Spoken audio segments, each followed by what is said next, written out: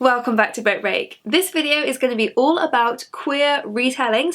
I absolutely love a queer retelling of true stories, of famous fictional stories. In this video, I'm going to focus on queer retellings of fairy tales, folk stories, myths, and legends. So starting with this gorgeous book that I've got right here, Sister Song by Lucy Holland. This is a retelling of the old British folk ballad, The Two Sisters, which is about a jealous girl who murders her younger sister. It varies in the different tellings of this story what the exact reason is, but it's usually some form of an argument over a suitor that they were both hoping to marry. Sometime later, the younger drowned sister's body washes up ashore and is made into a musical instrument that then sings out the story of what happened to her. Extremely creepy. And in some versions of the story, there is a third sibling who never really gets much of a look in. So in Sister Song, Lucy Holland has taken this third sibling and told their story as well. And this story has a trans character as well as a non-binary, gender-fluid character, and it's a particularly interesting exploration of gender and identity set in this ancient Britain when gender roles were even more painfully rigid than they are now. Kissing the Witch by Emma Donoghue is a collection of 13 fairy tales with a new, often queer twist. So for example, in one of them, Cinderella rejects the handsome Prince Charming and runs off with the fairy godmother instead.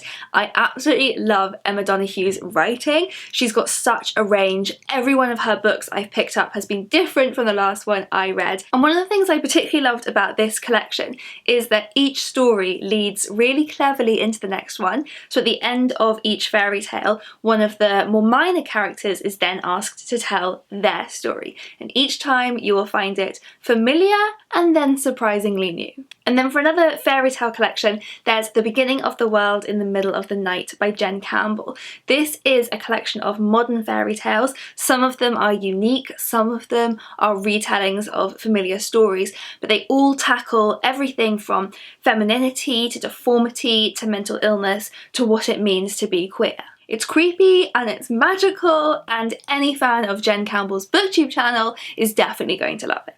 The Song of Achilles by Madeline Miller is a queer retelling of the Iliad, which does already have quite a lot of queer subtext. Even a lot of Greek authors read the relationship between Achilles and Patroclus as romantic in some way, but it's very difficult to categorize what exactly that relationship was because Greek understandings of homosexuality were so completely different from ours. So when I was growing up, I heard versions of this story in which Achilles and Patroclus were cousins, some where they were very good friends, and some where they were hinted at being lovers, but complicated by that cultural difference. Sex between men wasn't rare in ancient Greece, but it also wasn't necessarily romantic at all. So there is precedent for a queer telling of the Iliad and the story of Achilles and Patroclus, but I had never read it before so explicitly set out as it is in The Song of Achilles. Madeline Miller portrays Achilles and Patroclus as two men in love,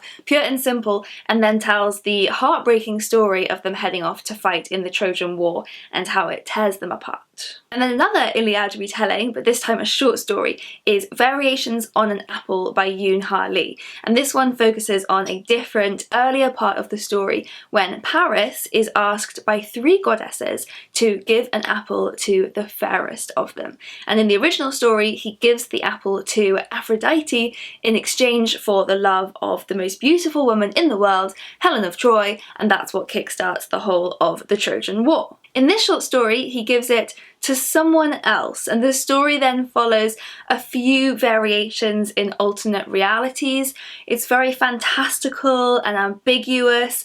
Ilion is sometimes the city of Troy, and sometimes a person, sometimes male, sometimes female, who is Paris's lover. So you really need to go into this one with an open mind. And for a short story collection with just hints of Greek myth retellings, there's Salt Slow by Julia Armfield.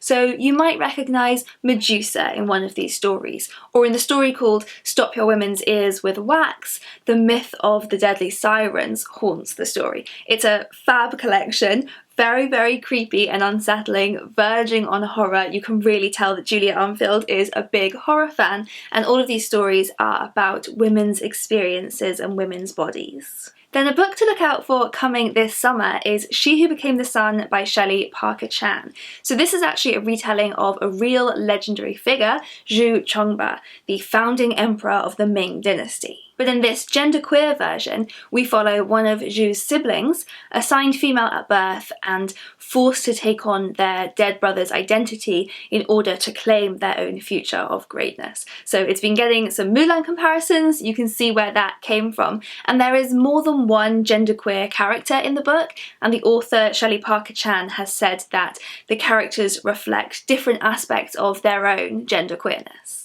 Paul Takes the Form by Andrea Lawler is a reimagining of the classic book Orlando, as well as Ovid's Metamorphoses, as well as being something completely its own. So the main character, Paul, is a gender-fluid character, but that word made literal. He can change his body at will and inhabit numerous different identities and gain access to different queer spaces and subcultures. It's a really, really fun book. It sounds awfully clever, and it is, but I also found it really accessible, and it provides a whole new way to think about gender. Another one to look out for coming up soon is going to be Darling by Kay Ancrum, which is a YA thriller retelling of Peter Pan.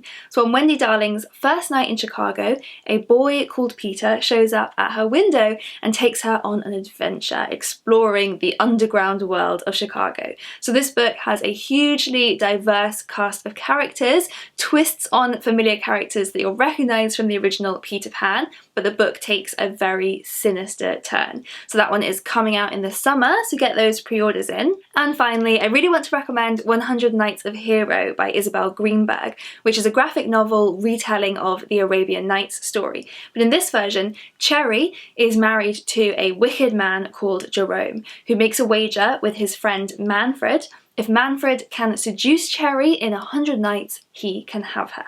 But what Jerome doesn't know is that Cherry is in love with her maid Hero, and together the two women come up with a plan to distract Manfred for 100 nights by telling him these enchanting stories. And you'll find that a lot of these stories are familiar, actually including the Two Sisters story that I mentioned at the beginning of this video, but all retold in a new feminist light with female storytelling at the heart. So I would love to hear your recommendations of queer retellings. Do leave all your suggestions in the comments below, and I will also link here to a playlist of all of our Pride videos on Book Break, all of our recommendations of queer stories. So click through and have a browse, and see you next time!